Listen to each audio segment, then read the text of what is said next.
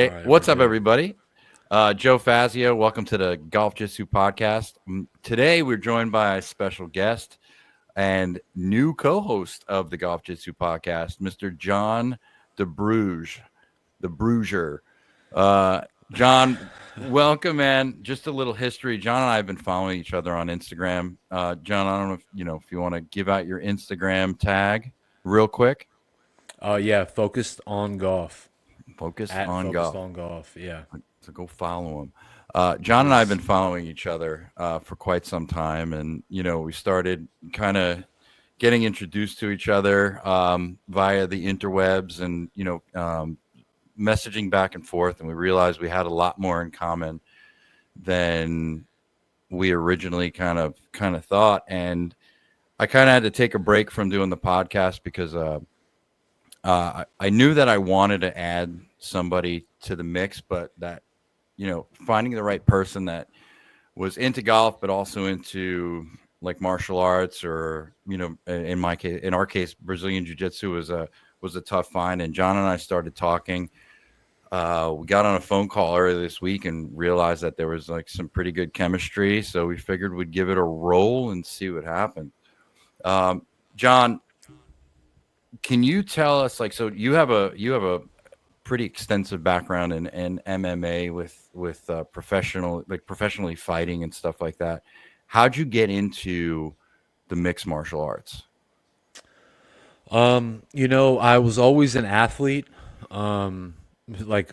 Since I can remember doing like anything really. Just always using my body, being competitive. I was actually never like a video gamer, or when I was a kid, so I didn't come up playing video games or anything like that. I was always outside in the sandlot, as we called it back in the day, playing sports. And so I want to say that like it really truly started watching WWF and WWE when I was like a little kid. I was I grew up at like a really unique time. I was born like 1985, so I kind of grew up in the 90s where like back then kids didn't know that the wrestling was fake, so like it was almost like it was border, we didn't know. And then you find out, you come to find out that it's fake, and that there's actually a real thing called UFC. And I remember going to rent the UFCs from the video store and watching like these grown men like beat each other up, like they were punching each other with no gloves on. These were UFC 2 and 3, 4 maybe, which Hoist Gracie did win UFC 4, I think, 1 and 4. um, but I remember watching it and seeing Carlos Newton like knock somebody out and being like, I was 8 years old, I was like, nope, this is extremely dangerous. Eject. Put the VHS back in the box and take it back. It was like it wasn't, first of all, it wasn't like aesthetically pleasing. Like there was no pageantry to it back then. It was like people were just jam packed in there. But so that was like my first exposure to it. Now fast forward, I played a lot of sports. I played football. I played ice hockey. I played football, ice hockey, wrestling, and lacrosse in high school. But I grew up playing ice hockey like at a very high level. So Hmm. that's that's kind of probably why I also resonate with golf as well, is because of the hockey background too. But anyways, so like in when I was in high school, I picked up I was a big time ice hockey football player. Picked up wrestling in my senior year. They tried to talk me into wrestling my whole entire high school career, but it was the singlet. I was so self conscious. I was like, look, I mean, I can't do that. I cannot wear that. I'm sorry, and you know what? In hindsight, it's silly that I did that, but now I'm like, they should fix that, bro, because they're losing out on kids that are just self-conscious. They don't want, they're like fat or chubby or whatever. They just don't want like their things all like hanging out in front of the hot wrestling managers, because they're always hot chicks that are your Yeah. wrestling managers at school. It's the most emasculating thing if you're out there and your thing is just showing like that. I mean, and you can see it. It's like, wow. I mean, and look, obviously, if your body is like getting ready for combat, your male, private parts are not gonna. They're gonna be like they're gonna do something to like get ready for combat, which is, Which you is know, Go Yeah, inside. it's Yeah. gonna make you feel silly, you know. So like, it just turned me off. I didn't want to do it, but then like they finally got me out there in my senior year. I think I went like 27 and 7 or 27 and 11, something like that. It was a 7 and 11, but I had Mhm. 27 wins, you know, and I had like 15 pins. So I had the killer instinct always in me. I come up as a street fighter. Okay, so Mhm. like you know, I don't come from the streets or anything like that, but I did like you know I did mix it up at any chance that I got with anybody that I could always. Mhm. So you know, and then so I wrestled in high school, got into UFC, kind of watching it again, got back into it, and I had like a more of appreciation for it, but it was still extremely taboo. I graduated high school in 2004, so Mhm. you know, it just wasn't like it was still not popular. Now, you not only does everybody know what UFC is, everybody's training, you know, jiu-jitsu and stuff like this. So it's nothing new under the sun at all. Everybody I feel like's got a blue belt now. But so back then it's extremely taboo, you know, getting into anything like watching MMA. It's like you're watching like, you know, adult underground adult videos or something like that. So it was still very taboo, but you know what? So I played. I'm rambling here, but I'm just gonna go because it's our first, No, go. our first thing. So I'm throwing it all out there. So you know, so I'm playing a lot of sports. I'm getting into wrestling. Finally my senior year, but then I accept a scholarship to go play football, and I first go to a school in Florida, Edward Waters College, which is it's a HBCU, a historically black college Mhm. slash university. So I spent my first year playing there. It was awesome. I was about to be a Q dog for all my Q dogs out there. That you know, black fraternity life is way different than white fraternity life. I'm just saying that right now. So I got a lot of respect for that. All my bros out there, you know who you are. But I'm just saying I had a really cool first year in college. I ended up transferring to a school in West Virginia, Wheeling, West Virginia, West Liberty University, and there I started to like kind of cross train with some of the guys that were on the wrestling team, and this was like 2007 ish, I would say at this time, or no, 2005 6 ish is around this time. So I'm just trying to take everybody back there. Just imagine what 2005 2006 was, you know, way different time period.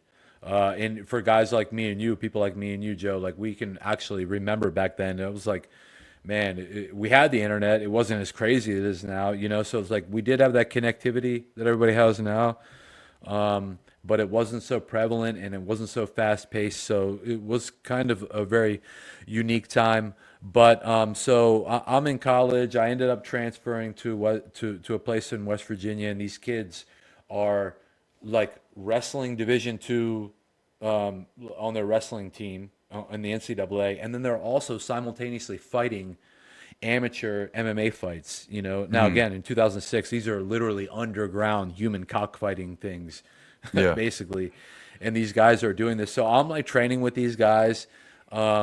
And like getting to know them, and then like I'm also talking to my little brother back home, telling him what I'm doing. He, at the time when I'm in college, is like 12. He's a junior wrestler, and I'm like, hey, I'm learning like jujitsu with these MMA guys. So I just want to like I'm gonna do MMA eventually. Like after I try to go to the NFL, then I'm gonna go like to the UFC. Of course, I was NFL football. I'm still in college to play football. So I'm training with these guys. These guys are fighting. These guys are doing like taking amateur fights. I would go see their fights, and I'm telling you, these were like in the underground. They'd put like a cage in like a fraternity basement or something like that, and they'd let these guys fight. It'd be in Ohio, so it'd be like a big college, and there'd be a lot of people there, or it'd be like in the backyard of it. This was like my exposure to MMA. It was really crazy because I come from Like Maryland. Kimbo Yeah. fights. Hey, so this is we have a synergistic effect as podcasting hosts here and co-hosts because Brandon Lee Hinckley was a guy who fought Sean Gannon. Mhm. Sean Gannon was the police officer that beat Kimbo Slice in the Massachusetts basement. Do you remember that fight? Do you I recall don't. this? I don't. Okay, so I didn't. I watched his fights, but I had no idea who he was. I So think I like vaguely you knew remember. you remember how, like, I mean, Kimbo Slice was probably one of the most first athletes to go viral on the internet. Okay, Right, that's fair to say, right. right? That's around this time when YouTube was actually a thing in the mid 2000s. There, so like his street fights in the boat yards were like some of the most viral videos on the Mm-hmm. internet till this day, and so around that time he started gaining this notoriety, and then so these people in the Mid Atlantic in Massachusetts who managed Sean Gannon, who was a police officer in Massachusetts but also a boxer, and they were training in MMA, training him in MMA. They were able to get a hold of them and set this fight up. They flew Kimbo up to. Everybody can look this up, by the way. Mm-hmm. Kimbo Slice versus Sean Gannon. They flew him up to Massachusetts and they fought in some guy's house. It was, like in his basement. It was like a nice. They're like in like a nice finished basement, like just beating each other up all throughout the in the hallways and stuff like that. And it was like man, from my recollection, it was like a 25-35 minute long fight, where the cop actually just ended up beating Kimbo. But like from there, he even got more famous. So the cop got signed to the UFC. The UFC Mm-hmm. signed this cop based off of that's how famous Kimbo was.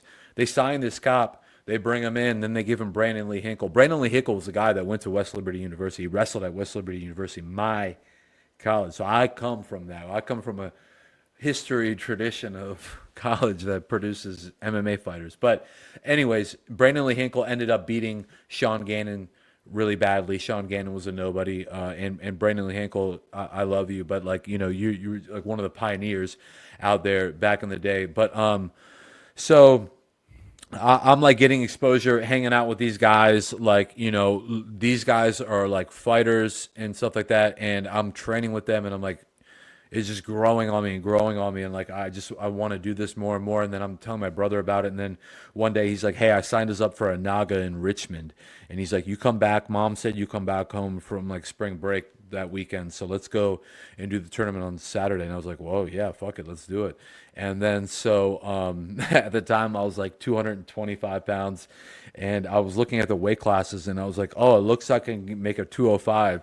So like not knowing how to cut weight at all, I just like dropped. I had a lot of water weight at that time. Obviously, I'm only like a 5'9" guy, but Mm-hmm. so I was able to like just work out really hard, and we'll get into like the intricacies of cutting weight and how my thing evolved over time. But this was my first foray into it.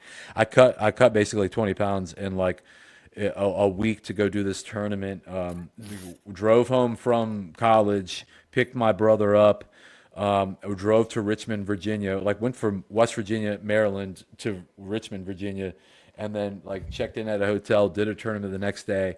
I beat up like three guys. I was like, me and my brother were watching GSP highlight videos in the hotel the night before. This is so corny that I'm saying this, but we were watching like MMA highlight videos of GSP. For anybody that doesn't know, it was like a famous UFC champion, and like he was like, I was just watching him like Kimura, like I think Matt Hughes, and I was like, I'm just gonna do that, and like we were like drilling it on each other, and I went out there and like I Kimura two of my guys and beat the other guy by like a guillotine or some crazy white belt choke. But at the time, no formal training at any real gym or anything like that. I ended up winning my the white belt uh, beginner division, and then my brother, or the not the nogi beginner division. My brother won or got second place in the same division. We didn't have any formal training. My brother had zero exposure to jiu-jitsu at this time. He's 12 years old. He's completely crazy. He went on to be like Devin Delbrugge. For those who don't know, you guys can look him up. He was like a world famous blue and purple belt. And then he fell in love, and The rest is history. yeah, but he fell in love with a white belt world champion, and they're married to this day. And hi, Maddie, I love you. But anyway, so like that's my first foray into like doing it. Like not even training at a place, just competing in it. So I post these pictures on Facebook, And some kid from my high school goes, John, I didn't know you trained jiu-jitsu, man. I trained jiu-jitsu at a place called Crazy 88 in Elkridge. I'm like in West Virginia. I'm like, oh, cool. I'm like, man, I don't train. I'm just like, I work out with the guys here, the guys on the wrestling team here. And but I was like, I'm looking to train. I want to fight MMA. So I'm looking for like a nogi gym because that's what I want to do. And I was like, what gym do you train? He's like, I'm at Crazy 88, but we're mostly a gi gym. And I'm like, oh, okay, it's not gonna work because I want to do MMA. I'm gonna be an MMA guy. He goes, yeah, but this guy is really knowledgeable. He said that he was like, if you really want to be good at gi or at no gi, you got to be good at the gi. And I was True. like, for some reason, and it's true. This is Yeah. the most legit thing that's ever been said ever. But at the time, for some reason, it like struck me. Like I was like, holy shit, that makes total fucking sense. Like not knowing anything at all. He could have said anything, and maybe it would have resonated with me or not. But for some reason, I was like, holy shit, I got to check this place out. But you Like know what? this is for sure. But you know what's crazy is that at that time, like, mid 2000s, right? It's not like it is now. Like now you could literally No, drive of down course. any street. I could tell you 4 gyms in a 10 Of mile course, it's radius yeah, I hate it. It's that super lame, and yeah, we're no, like hipsters. We're like back in my day, you don't even there was no but gyms. it's not. You No, know, listen, the five you gyms can't that I throw a can name. rock without hitting somebody that knows something about like the next jujitsu school nearest Well, you or not something. even the jiu. I'm talking about like the MMA, like the guys who Or want to yeah, like for get sure, into the fighting. Like absolutely. so, you got the Tiger Schulmans around me. You Oh got like yeah, up in Jersey, Nick Catone. Like, and I'm talking uh huh. these are definitely like amazing, like amazing gyms where you're getting really like these guys are on track I to hit mean, the UFC. like Nick Catone, I mean, in his own right is like famous, but like Tiger Schulman, the Schulman Bros are like world famous guys, and have Hmm. produced lots of fighters all throughout a lot of over like a lot of different combat sports from like the UFC to like the World Kickboxing League to even the Hmm. Olympics. And they're like a karate based school, so a lot of respect for Tiger Schulman, Oh yeah. MMA, which and they're like karate guys. They're not really they don't come from like jujitsu guys. They've embraced all that because of their MMA guys. But one of their best guys is Nick Pace was a UFC guy. So Well, I love you have yeah. Lyoto Machida to thank for that. He's the one that really took karate like in the UFC Oh, and sure, made yeah, it yeah, absolutely, yeah, yeah. made He it he legit. yeah, but whether Lyoto Machida was going to come along or not, the Tiger Shulman Bros were there putting together like a solid foundation and a franchise of schools, and Yeah. doing their thing, so that like when it did catch on, people were going to have a place to train at. So, but So yeah, not only that, but Stephen Thompson. After that, but anyways, just to get back, just to kind of wrap it up and put a bow on it, like, so then this kid basically ended up, and this kid who I'm talking about is Anthony Friedman. By the way, he's a prominent real estate person in Maryland. So for other Maryland people, look up Anthony Friedman with Greg Northrup Real Estate Team. But so I ended up walking in through the doors of Crazy 88 Brazilian Jiu Jitsu back then. It's like Crazy 88 mixed martial arts now. We have multiple schools in Maryland. But I basically came in there and was like, hey, I want to be a world champion. Like, I want to be a UFC world champion. And then Julius Park, who's the owner of it, was like, okay, like, what is I mean, do you have any background in anything? And I was like, oh, I was a wrestler. And he's like, oh, he was like, cool. Like, how many state championships did you win? And I was like, none. And he's like, what's your highest placement in anything? And I was like, fourth in the regionals. And then he was like, all right, well, you're going to have to like become a specialist in something before you just do MMA. Back then, it was completely different. Like, you literally had to learn one thing at a time back then. At least yeah. this is how we all thought about it. It's different now. It's getting different. The game has changed drastically in the last freaking fucking 10 years, I'd say, 5 years even, let alone the last 20. So he was like, you got to become a specialist in something. And I was like, well, I got to it's going to be grappling. And he goes, good, because that's all we have now. This was before we even had any striking programs at Crazy 88. So I dedicated my life. So I was like, okay, cool. That like this is what I'll do. Like at the time, it was Crazy 88 was like the gym. It was small 1,300 square foot facility, I'd say, and it was just this Korean kid running the place. He looked to be maybe 5 years older than me. I was like, he looks like he could use somebody to help him run this fucking place, you know? So I was like, Hmm. I was trying to always angle my way into working for him, and eventually he was like his first paid employee. I was started a sales guy and all that stuff, but I was just his crazy first guy that came to him wanting to be like a UFC world champion, and he himself had those dreams and stuff like that, but he was not able to pursue them. He had Hmm. some like physical limitations with some like eye and vision stuff that really kept him out of it. But ultimately, he like dedicated his life to Brazilian Jiu-Jitsu and became like a really good like practitioner of that, particularly like the deep half guard and half guard. And he like kind of like taught me that and made me that. So like I basically embarked on a journey to become a specialist in Brazilian Jiu-Jitsu before I transitioned into MMA. And so like I always looked at people like BJ Penn and Damian Maya. Those two guys were around where when I was just starting, and so like I kind of like styled my like trajectory kind of off of them, but then like I had a lot of different other influences, like GSP was a huge influence of mine as well, like in terms of like stylistically for MMA, but for jiu-jitsu I spent a lot of time and I traveled the entire globe doing training and competing in Brazilian jiu-jitsu.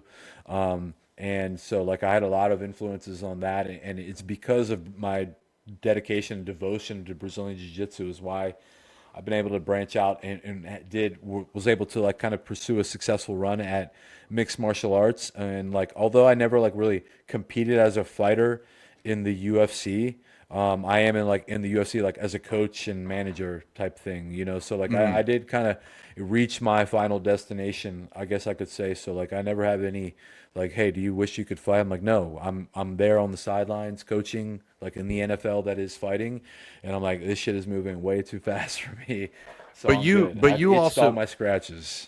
but you fought in this, what is it, the I fought in CFFC? the CFFC. I fought like basically on all the levels, like right outside of the UFC. So I was very close to the UFC, kind of like in talks with the UFC and negotiations. I was regional champ of two different promotions at once.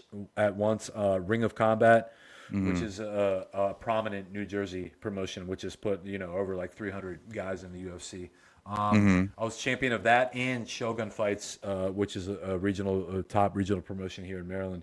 At the same time, simultaneously. So, around 2012, life was very good for me as a mixed martial arts fighter, but you only fight 3 4 times a year, so like you lose two, and that's ultimately what happened to me is I lost 2 fights in a row, and like if you lose two, you kind of have to have like 2 or 3 more fights to kind of like rebound from and bounce back on. Hmm. And if you're only doing maybe 2 3 4 fights a year at the absolute most, you're looking at a very long timeline. And I had really put a lot of eggs in the basket at that point, and made a lot of sacrifice for a very long period of time, and it like had was wearing on me so much that where I was in the point where my managers were like, "Man, just get back in there, rattle off 3 more wins, and you're gonna be right back to where you are now." And I was like, I can't even think that far in the future right now. Like I'm so stressed out. I had a kid, and I had another one on the way. I had baby on the way, mad bills to pay, as Yeah. as Notorious B.I.G. would have said, and I was just like, I'm stressing everybody the fuck out that's around me. Like my support system is just extremely like, I was impossible to deal with, and we're talking about like every training camp. I'm spending more money than I'm making on these things, and I'm making a decent amount for on the regional circuit, close to close to, like a 10 grand type of thing, like close to those. So like, when it's all said and done, but at the same time, you're trying to do everything that you can do to train like a professional athlete. And at that time, I don't know this, but I'm taking in all this information, I'm researching, and I'm like, I'm going to do this, that, and the other thing, thinking that this is what all the other guys are doing. And maybe they could, but they're not like all like just, and some are but some aren't, but like you don't need to replicate what the highest levels, what the highest, guys, what the guys are doing at the highest levels of the sport all the time. So that's, I was really trying to like cross all my T's and dot my I's and do everything completely perfect. And ultimately, like, trying to live like that and upkeep that type of lifestyle, it was too much for me. And like, I just feel like I probably like burned myself out. I probably overdid it, and GSP said something a long time ago that I always remembered because I was like, no, he doesn't really mean that. He's like, it's always better to underdo it than overdo it. And he's talking about Hmm. overtraining, Yeah. and because I was like a proponent of like, nah, man, you gotta fucking push it to like the very absolute limits. You gotta red line everything. If you want to fucking do anything, they say, oh, the max is 3. I'll give 5. Give me 5. Here, take But these. take a Okay, what's step the back though. recommended dose? Take a Yeah, step nah, because yeah. no. So take a step back because I love Brazilian jiu-jitsu. I've never competed because I know the way I am. Hmm. I'm a little OCD when it comes to training. Where if I was going to compete my whole life, because I get it. I get what you're saying. Where it's just like you're putting everything into it. I would probably lose my job, Hmm. lose my family because I'd want to be on the mats as much as possible before that fight. So I don't know what that feels like to go into that competition. So now to add the fact that you're getting punched in the face, kicked in the body, whatever. Hmm. Um, take me back to like the week when you're cutting weight.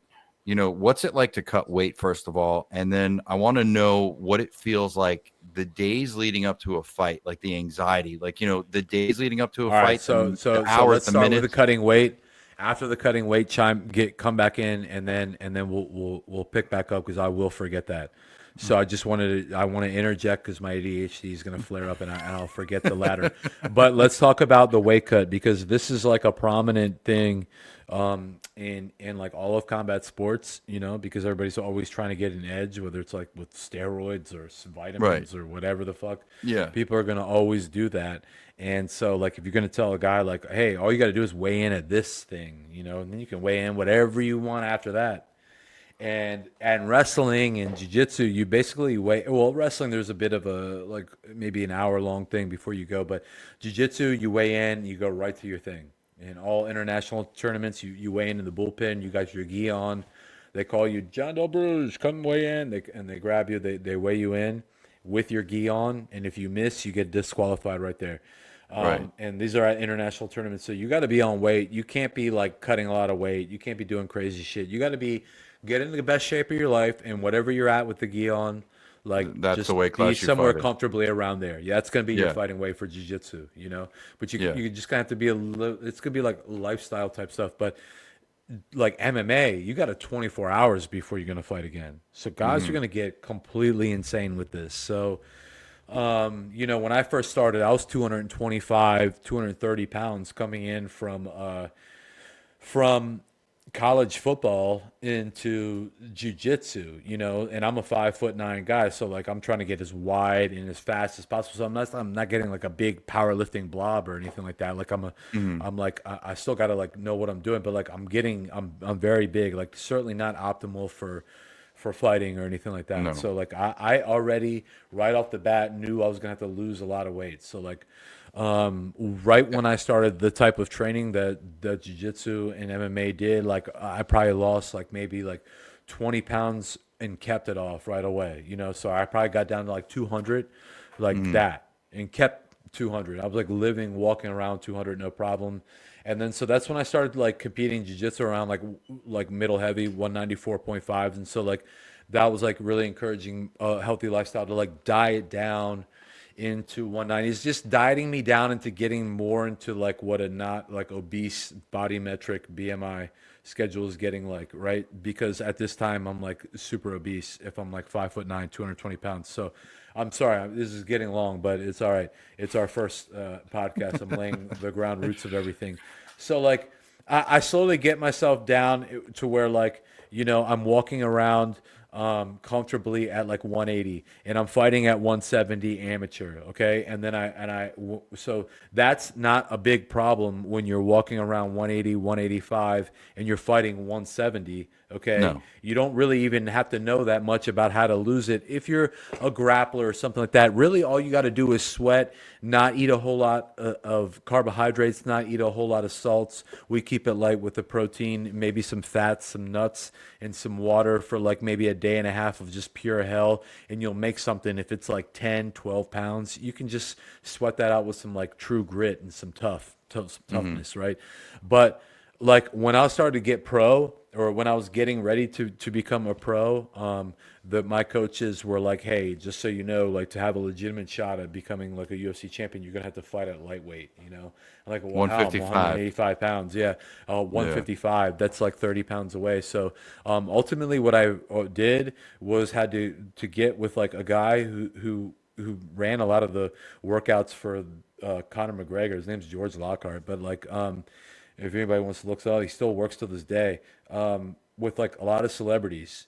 He's like transitioned to that. That's how legit this guy was. I was working, and that's how legit I was on my shit back in the day. I was on this guy before Jelly Roll, the rapper, the country music rapper. You know that guy, the Yeah. obese. Yeah. Yeah. Yeah, he works with him. That's his dietitian. Okay, I was with this guy back in 2010. That's how ahead of my fucking shit I was. Okay, so he was giving me how to literally live for 6 weeks off of a piece of paper, and I basically weighed everything that went into my body out on a scale. And when I got extremely neurotic, I would even measure my liquid out, which you shouldn't do, and it makes no sense to do that. But so like just training camp in general sucked. Life in general, not that great when you're like constantly got to cut weight all year round, which that was basically my mindset. So the weeks leading up to the fight and the days leading up to the fight, I'll say that I wake up, if I'm weighing in at 155 on a Friday,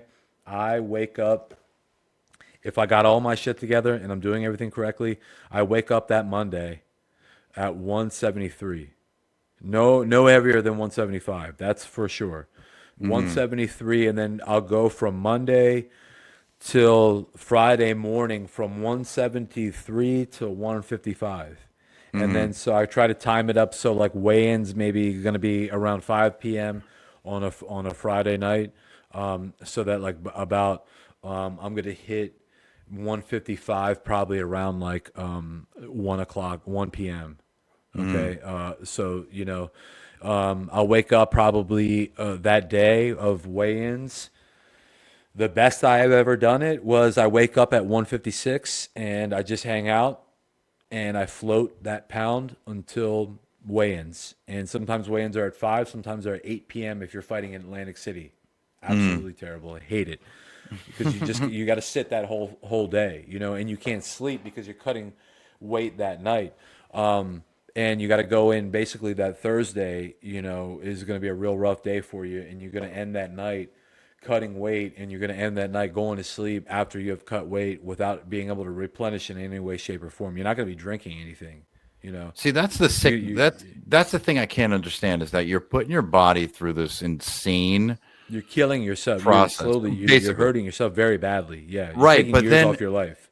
but 100%. also, but not And not then for you're going to nothing. go embark on the most craziest physically That's what I'm thing you've saying. ever fucking done, ever. But that's what I'm saying is like like Monday, you were saying, hey, you're going to come in at like 165, 175 that Monday, and then cut all that weight leading up to the weigh-in on If I Friday. woke up on 165 on a Monday, that's You're like good. I mean that That's heaven. that's beautiful. That's Right. All right. So I'm 175. I might even go eat something that day. I might have a fucking breakfast, a pancake.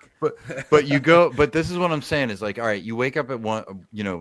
Say your walk around weight is 185, right? You wake up on Yeah. that Monday at 175. You've got another Mm-hmm. 20 pounds to cut from Monday to Friday. Mm-hmm. Also to mention, not to mention, you're not training, right? It's more like a rest. It's more like a Zero. rest.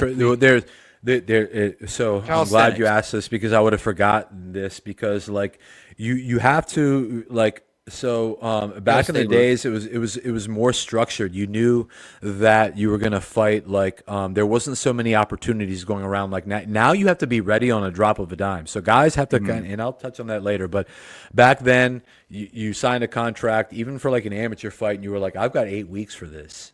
So you were gonna be training for 8 weeks to prepare for this thing, and so like as you're leading up to it, you've got to you're ramping up all your hard training in the beginning, no, like, and really trying to build a base for everything, trying to like just get your timing down, trying to like really burn your lungs out, trying to like really put yourself in the worst spots ever, do bad spot, and you're slowly like getting everything into where you're like moving and grooving real good, and you're getting lean and mean. And then as you start to get slowly lean and mean, you actually get less durable. You know what I'm saying? Yes. So your training sessions can't be that long. You can't be going for an hour and a half thinking you're going to be taking on everybody and their brother and having Yeah. them throw everything in the kitchen sink at you, and you're going to be fine when you're just only putting back in your body 1,400 calories after practice. And it's by the way, through like fucking broccoli and an amino acid milkshake. And you're or burning whatever the fuck. 3,000 calories in training. Yeah. So Yeah. you're living at a deficit. Life is Yeah. extremely boring. You're not doing any stimulants whatsoever. You're not drinking. You're not smoking. You're not. I mean, you're not horny or anything. You're not touching your girl. Or, I mean, you're just not. You're just like so focused on this guy who you think is doing all the shit you're doing. Who wants to beat your ass? You got to beat his ass. Your livelihoods are on the line. It kind of gives you an uneasy feeling. So that's why. You're But like, fast forward to that final week. Now you're putting yourself yeah. through hell, losing all this weight. How do you deal Yeah, with at the that point, anxiety? it's like, it's, you know what? It's like, this is when, if you're doing everything right, you're like, this is where, if you're doing everything right and you're surrounded by the right people, this is where it's all starts to make sense, and it's worth it. By the way, all this ups and downs and all this stuff, this is why fighters are crazy people. So if you got a fighter in your life, just treat them good. They're Oh, that's crazy people. we But we could go over. We could have a whole podcast on like just so people in like martial art. you really have to make sure that you're tapering, like we were saying, that last week you're keeping it. You cannot be surrounded by people that are not fighting. You cannot be surrounded by your friends and family that do not fight. You can't be surrounded by people that are going to be asking you stupid questions like, "Hey, how you're doing? How's your weight? Hey, what's the guy? Who are you fighting?" Like you're gonna fucking know the guy I'm fighting. You Yeah. know, like if Yeah. I'm either gonna say like Ronda Rousey or Conor McGregor, the only two guys that you're gonna know that I would be Yeah. fighting. This is the time that I was fighting. These are the only Yeah. like most popular people out there, that like normal people that don't know anybody from anything, that would never know anybody that I'm fighting. I'm just like, that's a dumb question to ask. Why not just be like, hey, you look great. Yeah. That's it. Yeah. Let's Yeah. keep it at that. But Like, what I'm saying is keep yourself away. Like the way to deal with it is just to try to surround yourself with your coaches and your training partners, the guys that also do that. You really got to go into battle with the soldiers. You leave them, the women and the children at home, and that's like if the women fight, like sure, and you got a women training partner, hey, bring her to the thing. I'm just saying, like you got to be surrounded by people that are doing the thing that you're doing, and working with it. You got to inundate yourself with that so that you are okay going with the hardship that you're going through. And depending on how much weight you have to cut, it can be like a very psychedelic and like very like trying experience for you. And a lot of people have hurt themselves. I've been part of weight cuts where we've taken off 25 pounds in a day. And this was at the UFC, traveling from Maryland to Las Vegas, and on a Tuesday getting there, being 35 pounds overweight, and then and then waking up on Thursday with about 30 pounds to cut. Okay, I've been there and had to be part of that. I didn't go through that myself, obviously. I never fought in the UFC, but as a coach, I've been there. So this is not uncommon. It still happens to this day. And But my question is that on that final week, right after you put yourself through, like say an 8 week training, training camp, right? That final week where you have to do the final weight cut. Are you worried about the fight, or are you just like, I just went through 8 weeks of hell. This is the final step. I'm focused on making weight. We'll worry about being nervous about the fight on Friday after I make weight. Or are you just like, I just can't wait to get this over with because I'm mentally, physically, emotionally, So spiritually right done. there, let's, man, bro, we're gonna have some good podcasts because we're gonna be able to feed off of each other. Yeah. Listen, this is what I tell my guys always: never get yourself into this state where you just need to fast forward and feel like you want the week to be over. Like if it's a Monday and then you got to weigh in on a Friday and fight on the Saturday, don't ever be like, I just can't wait till Sunday morning. Yeah. Don't Yeah. ever do that because that means you're so drained. You're not going to be there for the fight. You're not going to be Right. able to. You will not have what the things that your nervous system has to have in order for you to be able to survive a fight with another trained man. You have to utilize the journey, okay, the spiritual journey of making weight as like a diversion of just like dwelling on the fight and the outcome of that and the result of that.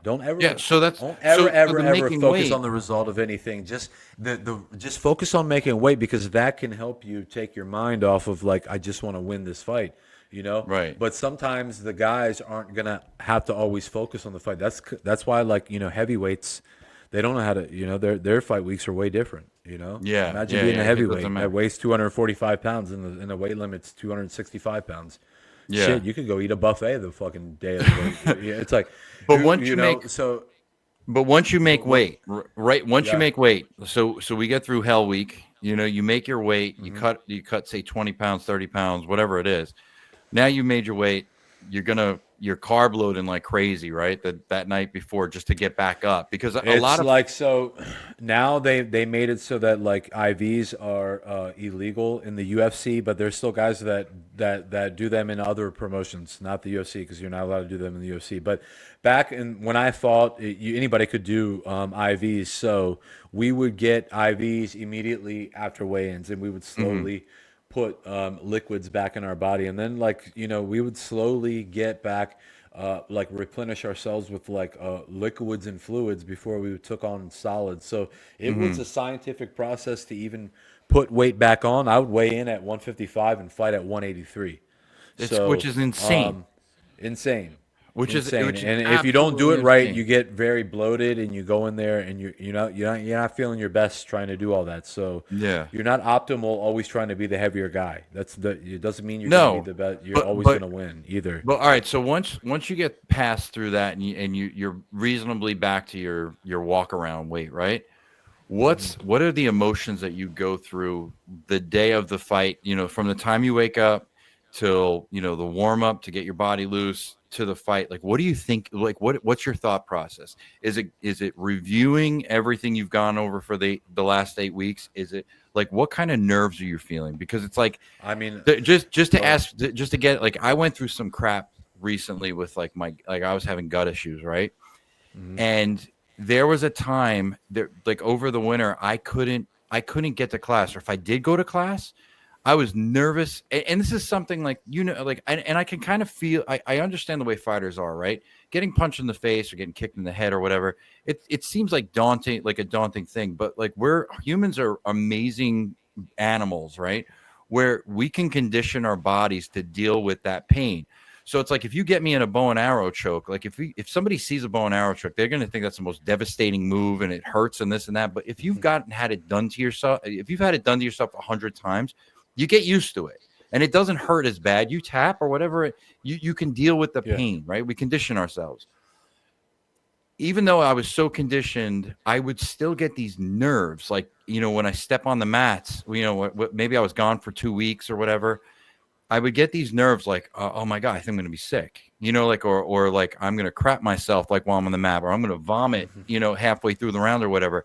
How do you deal with that kind of stuff? Like, pre-fight? Cause this is something like, hey, if I don't really feel well, I could just jump in my car and go home. You know what I mean? But I would always push myself through it. You're like, just let me get through these freaking nerves. And then once you start rolling, your muscle memory takes over and you kind of get back into everything. Does it work the same way like in a fight, like the fight week where your experience on all this stress and anxiety before the fight, and then all of a sudden you just push yourself through, and then once you get in the ring, they announce your name, they have you shake hands, and you just square up, and it's just like it's time to go to work, and you black out. Is that the way it is? Because I've never done this before, so I have no Mhm. idea what that feels like.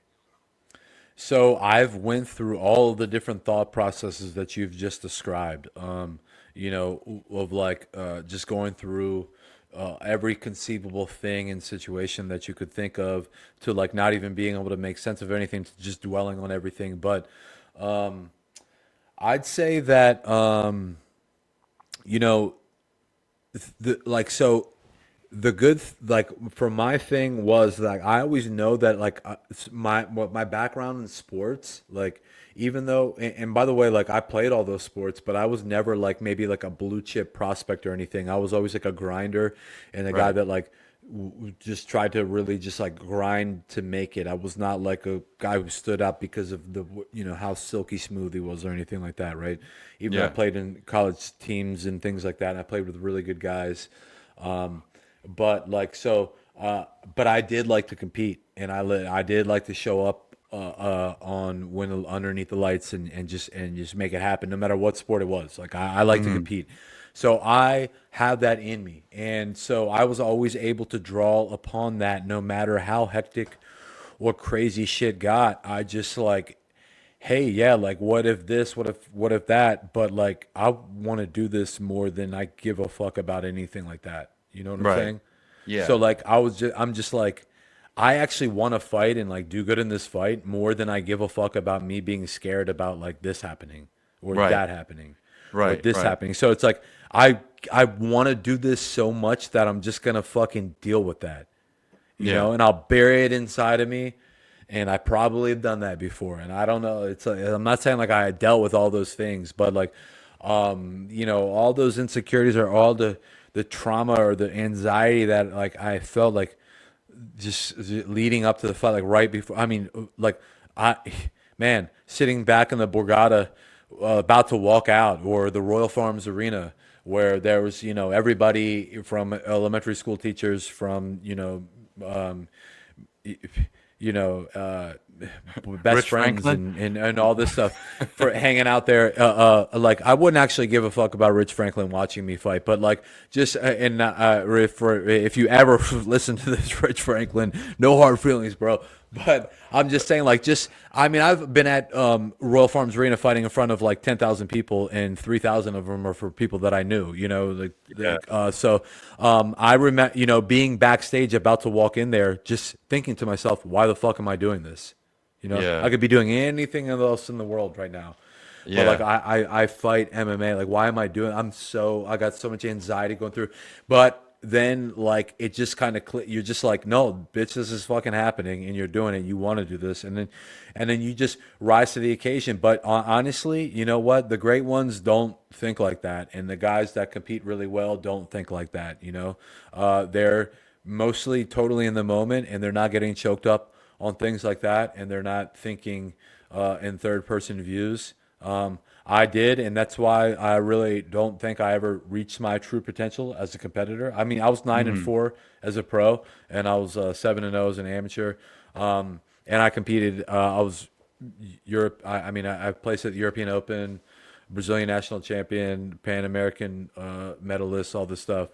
So like I competed. I was in the fucking mix. Okay, but I don't think I was ever like my brother was way much better competitor than I ever was. But like I don't think that because I do think I had to deal with a lot of the things that you're kind of like touching on, like of the shit that is kind of reasons why you don't want to compete, or things that you're like, hey man, what about this? Like the only thing, my saving grace was that I played a lot of sports when I was a kid, so maybe that helped me push through. But yeah, I mean, I remember being back there just thinking to myself right before I was about to walk out, like, I'm fucking nervous as shit. Like, and it's weird because like sometimes right before the referees like, fighter, are you ready? Fighter, are you Mhm. ready? I would get like overcome with this feeling of like lactic acid just hitting my muscles, and I'd had the absolute weakest feeling that I could ever be, and it was so weird. Yeah, it was the Yeah. opposite of like right before you're about to go into battle. Just think about you just feeling like jello. you know. Yeah. I'm thinking like my mind made me do that just to be like, no, like make myself like jump into it physically even more because like no, don't like coast into this, yeah, bro. shock This your is system. real. Shock my system maybe, Yeah. but I would be overcome with this overwhelming sense of like jello-ness, like just be like, So so this is actually a really good segue because it's like, all right, when you think like, because I always, I've been watching the UFC same thing since like 1992, right? With UFC one, then it kind of went away for a little bit. You forgot about it, and yeah, then in my early 20s, we were, the Matt Serra, either the Rich Franklin era, the Forrest Griffin, right? Forrest Griffin is, who did he fight? What was his name? Stephen Bonner. Stephen Bonner.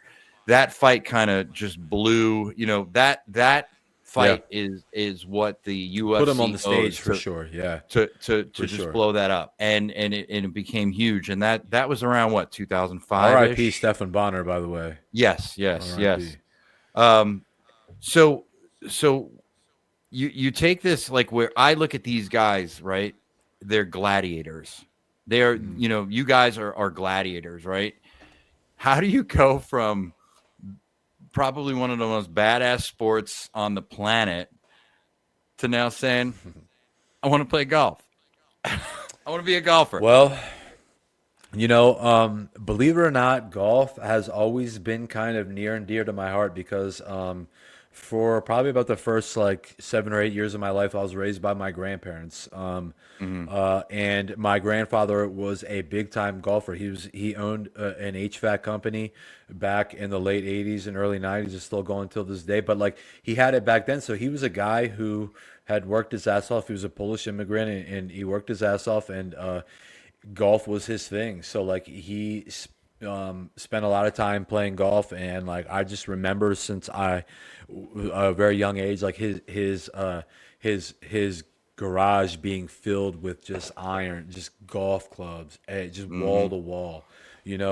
So like I kind of grew up around it, and like I just remember swinging a golf club and just like remember him just like teaching me how to swing a golf club and taking me to the driving range, and like I just kind of felt like knowing how to swing a golf club was like being like a man or something like, or Mm. like that's how that was like the only father figure that I really had ever, my grandfather, like not ever, but like my first, I would say. So Mm-hmm. like yeah, I was like I always associated with like golf as like psh, yeah, I know how to I know golf, and I'm aware of. I've always been connected to it. I grew, and then I came up 1997. I was like 8 or something like that, or Mm-hmm. 11 when Tiger was exploding onto the scene. I mean, you remember Mm-hmm. that, right? He came from Of course. Stanford onto professional golf. So like I remember that. It was cool as hell. Like And and Happy Gilmore was the greatest Happy movie Gilmore. So like I ever. lived through that, and Billy Madison. So like, bro, golf was like I mean, it's just been part of my life, whether I knew it or not. And I played a lot of hockey. I played hockey with kids that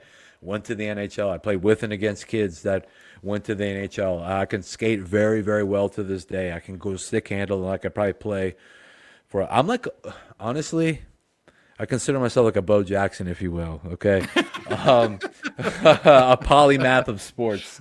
Um, but so like I and hockey players love golf. So like when I Sure. played hockey, we would always do like driving range trips when we were like in New Jersey on travel hockey trips and stuff like that. Mm-hmm. Bro, I've always had like a club near me or in my hand. I never took it serious or anything like that, just because I had other pursuits and I had other things that I wanted to do. But when it was time for me to pick up golf, it came back to me, and I've hit the ground running. And I honestly feel the same way I do about golf now as I did about jiu-jitsu when I first found it. Mm-hmm. In like in 2006 and seven. I never really planned out like, hey, I'm going to pick this back up or anything like that. But Yeah. I've always certainly like like from the periphery like followed it. I always just yeah, I'm not a sports guy. I don't like barstool sports. I don't do fantasy football. I don't like wear sports jerseys of other men and cheer for them, like, but I Mm-hmm. do respect them, and I respect my home teams. I love the Washington, Commanders or the Capital, whatever the fuck they're called The now. the The Redskins, you Redskins, mean? bitch. Okay. Yes. All right. I'm a Redskins fan. I'm a Capitals fan because when I was growing up, these were the teams around me. And guess what? Like I get it. It doesn't matter like where you grew up. You can choose whoever you want. Honestly, the beautiful thing about like having to root for your home team is you didn't get to choose it, bitch. You had to fucking you Yeah. were born into this shit. So whether they're good or not, support them. That's your shit. So I support my hometown teams, but like I've never been a huge sports guy, so I never felt the need to like follow golf. And I tried to give it a go now, and they're very underwhelming and non-interesting people. I think Full Swing on Netflix sucks. If you're gonna Wow. get I anybody, I throw enjoyed it. Bryson in there. I mean, Yeah. they're not they're bored. I only enjoyed it because it's like, hey, golf is getting some shine now. I love golf, so I'll watch this, and I Yeah. watched all the stuff. But I'm like, these guys are lame. Like they're lame and like dealing with competition. Like I'm a fighter, so like dealing with competition and just dealing with this stuff. Like Mhm. to me, you should deal with it. Like this is part of your shit, so deal with it. Like hey, I Well, get it. Like it's hard to get out there. It's like and like get therapists and all that and everything. But like I get it, man. Like it's hard out there. It's a grind. But like, bitch, it's still not a fight. You're not getting your fucking ass kicked. Like yeah, like but so but like here's the thing. You mentioned Bryson, right? And I remember, and by no means is my game any relatively close to Bryson. I'm not even in the 1% of what he's he's doing. my absolute fave, by the way. Oh, I love he's my bro. Yeah. top three favorite for me too. But one time I remember I play my best golf when I like talk out my shots and I'm strategizing, right? And some I was playing with like, I was a single, I was playing with another single, and he goes, "You remind me." He's like, "Not your game, but like just the way you are on the course. You remind me of Bryson." Because I'm sitting there talking to myself like, "All right, the wind's coming in from the east. It's blowing around 17 miles an hour. I'm gonna have to club up. It's coming into my face. The ground's a little bit wet, so it's gonna take away a little bit of spin. So I should maybe club down to add some spin." It's also a Phil Mickelson interview clip that I'm Yeah, sure you've seen where he's yeah, of explaining how course. his wedge goes Yeah. different. Yeah, you're but spitting but out similar but stats, it's a but yeah, I but understand. it's What the he's like, same you're thing. Like, scientific. Yeah, but scientific, but jujitsu's the same way, man. Like, like same way. when you think like, even if you're in class, right? And it's time, all right, you learn your move of the day, right? You drill it a little bit, and then your coach says, "All right, guys, pick a partner. We're rolling for 5 minutes. I want at least 8 rounds in with 30-second rest in between. Let's go." Right. So you obviously your guy, your teammates well, like, all right, this kid's fast, this kid's got a killer, guard, this guy's deep half guard, but you're still strategizing, even though they're your friends. And no matter what happens, they tap you 12 times, you tap them 12 times. You're going to shake hand, you're going to bump, smack, smack, bump, and then you're going to hug afterwards. Right. But there's still that strategy that you're putting in. So it's like golf and fighting, golf and Brazilian jiu-jitsu or rolling, whatever. They're very, very similar. You know what I mean? And it's just like, I think, that we can't lose sight. You can't lose sight of the fact that it works, right? And I know that when I started this golf jitsu thing, right? Like people were like, "What the hell's golf jitsu?" It's like, well, it's Mhm. my two hobbies. I love golf and I love jujitsu. And it's You were like ahead of your time. it's always something where it's You just were. like, all right, I Yeah. suck at golf right now, but my jujitsu is getting really good. Like I feel like I'm on the cusp of getting back to like myself, right? And then Hmm. what will happen is the jujitsu will fall off, and then all of a sudden I'll be piping it down the middle of the fairway, Hmm. getting greens and regulations and shooting low, and then my one. So I kind of feel like like I've got them both like balancing them out, like each other out really well, but but what do you do? Like, do you take your same mindset that you had when you were fighting, like the same strategies, and now apply it to jujitsu? So before I ever fought, I was a jiu-jitsu man. You know what I'm saying? So like Yeah. I definitely I took my how I thought about jiu-jitsu and how I came up in jiu-jitsu, my trajectory in jiu-jitsu. I had a very unique upbringing. I was brought up by very serious coaches, very world-renowned coaches and mentors and people that kind of like brought me up by their handcrafted me and my game. I went from white belt to purple belt in 11 months. Okay. Damn. Okay. And I placed second at the U.S. Nationals the week after I got promoted to purple belt. I just had And my then a week second after year purple that, belt anniversary. I've been a purple so belt let for me 2 years see, already. how long have you been training for? Um, if the pandemic hadn't hit, so my professor, my original professor, Adamir Oliveira, Hmm. um, he last time I saw him, he busted my chops. He's like, Fazio, you're still purple belt. You should be almost black belt. Like you should Hmm. be three-stripe brown belt. Because the pandemic, I didn't train for 2 years. So it cost me. I think I've been training since 2016. So I'm coming on 10 years. So yeah, I should be on the verge of getting my black belt, but I'm a little far behind. It's a journey. It's a journey, right? It's not a race. It doesn't matter, Absolutely, yeah, for sure. you So know. like I was gonna say, like I went from white belt to purple belt in 11 months, and I was winning I was placing at U.S. Nationals, winning Grappler's Quest. Hmm. I was in the mix. I was training to be like a 4-year black belt, like B.J. Penn, a guy like that.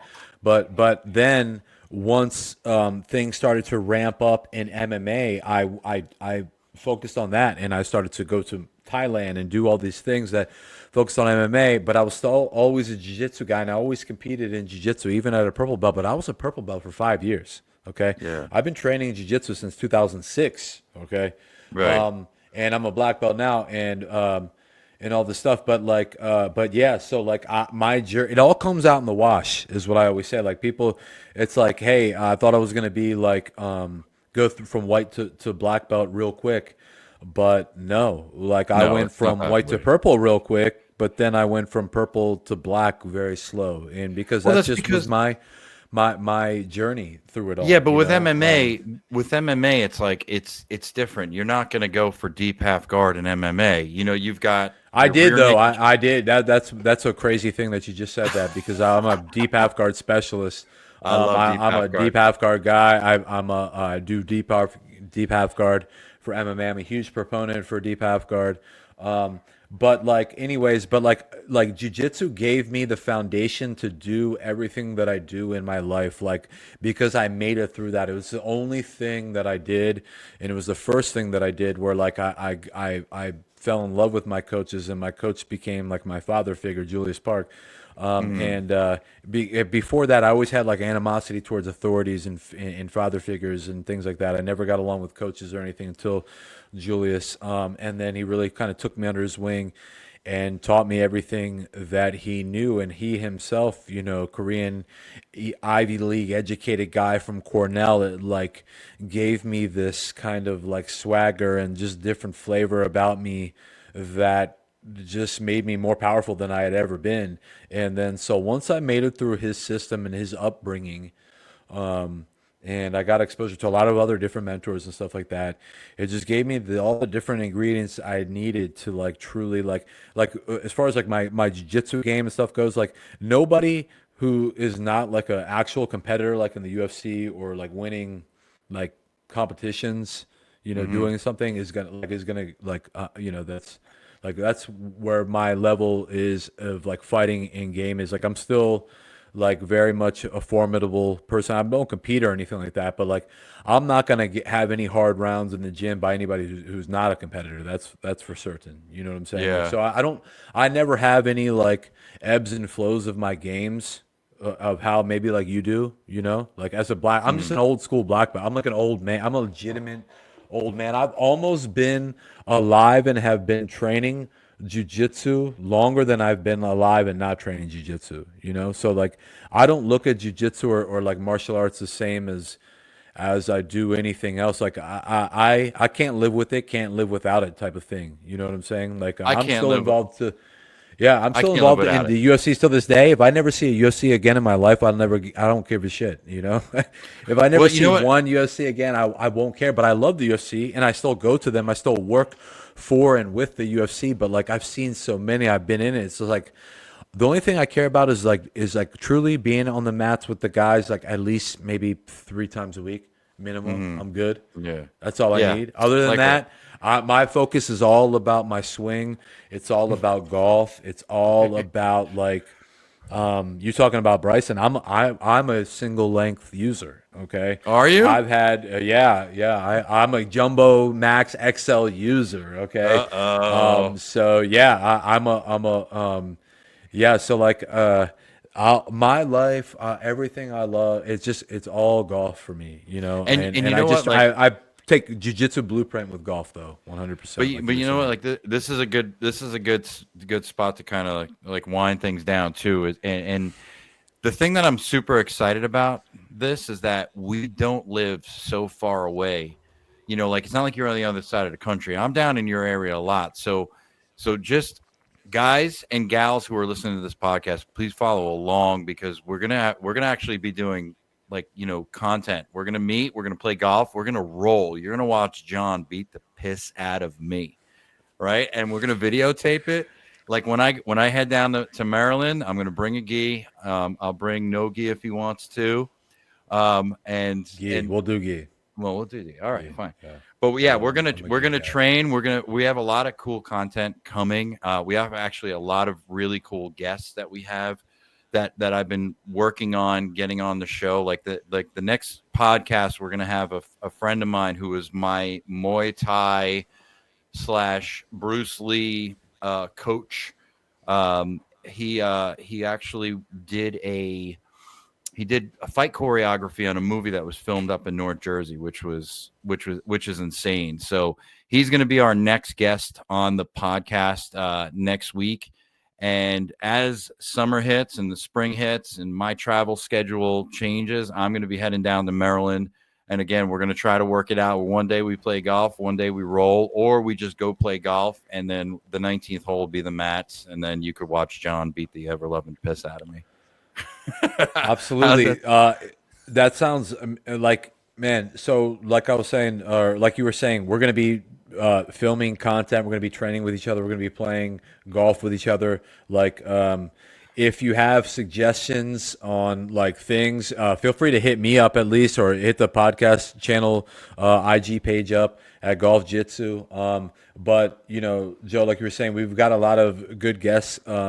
Like in the works, like people that we know that want to come on. We're just kind of trying to find our rhythm of everything. Yeah. So, like, and trying to build up an audience. Quite frankly, the more people we have listening, the cooler guests we're gonna be able to get on. Mm-hmm. So like, definitely gonna be a learning experience. We're still like getting to know each other. I think that's what's gonna help with Yeah. building a good some cool episodes. So And not for I nothing, think we got yeah.